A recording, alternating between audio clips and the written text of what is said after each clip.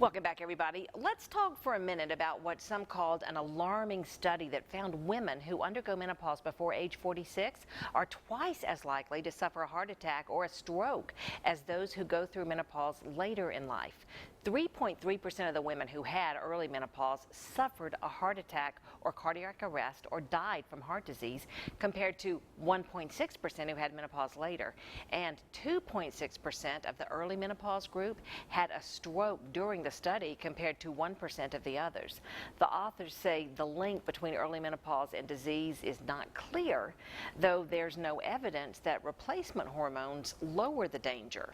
Doctors say women at risk should keep their cholesterol and blood pressure in check. I need to learn it. I need to learn it, Dr. Page. Dr. Renee Page is with us, and she has a long history in obstetrics and gynecology. Just last year, she joined the Medical College of Georgia as Associate Dean of Curriculum. Thanks so much for taking time out of your busy schedule to be with us here today to talk about something that is, it can be uncomfortable in more ways than one to discuss, and that is menopause. And for just a moment, I want to refer back to that study, because there are other women out there like myself who did have menopause early. I was in my 30s. It was called surgical menopause. It was a hysterectomy. So I look at something like that and I think, oh my gosh, I mean, that's 17, 18 years ago.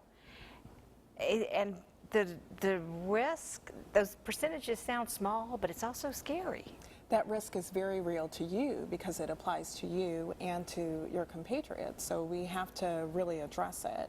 You know, people go into menopause for different reasons, and I'm not sure if the study took a look at people who go into natural menopause. That would make more sense, that women who go into natural menopause before the age of 46 would be at higher risk for things like heart disease and things like that. Women who undergo surgical menopause are probably at risk for other things, surgical menopause for fibroids, for endometriosis, for lots of reasons. And when you have your uterus removed, that's, it does put you in menopause, but because you're not having periods, but the removal of the ovaries is really the definition of surgical menopause, because that produces hot flashes and all those kinds of things. Yeah, because your hormones then are gone. Boom, they're gone. And that brings us to hormone replacement therapy. Does everyone who goes into menopause, is that just part of it? You need HRT?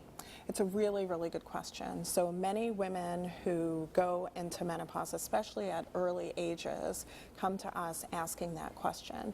And the reason why it's important is that we individualize care here at MCG. So we say, let's look at your whole picture. Let's look at your risk for heart attacks. Let's look at whether you're exercising regularly and all those kinds of things to figure out whether you're a good candidate. Most women who are, we either put into surgical menopause, early menopause, even normal menopausal women are good candidates for hormone replacement therapy, but we make that decision individually, patient to doctor. You know, it's something that we said at the very beginning of the show, is that menopause is as different for it's unique to every woman. It is. So that's really interesting that you're looking at the whole picture. Yes, ma'am. And I know that women really appreciate that, because we don't want to be lumped into a category. And what may be nothing for one person can be life-altering for someone else. Absolutely. So I took care of many patients over the years who have experienced menopause, just as you say, in a different way. So they may decide that they don't want to take anything because they're concerned about the risk, even if they're miserable. I had a prosecutor who could not sweat in court. Imagine, you're flashing, you're trying to argue a case, and you're too vulnerable. I had a kindergarten teacher who had the same scenario, because she said those kindergartners smelled fear. So both those ladies got hormone therapy. I met with them every year. We still would talk about the risks, but that worked for them. It was functional for them.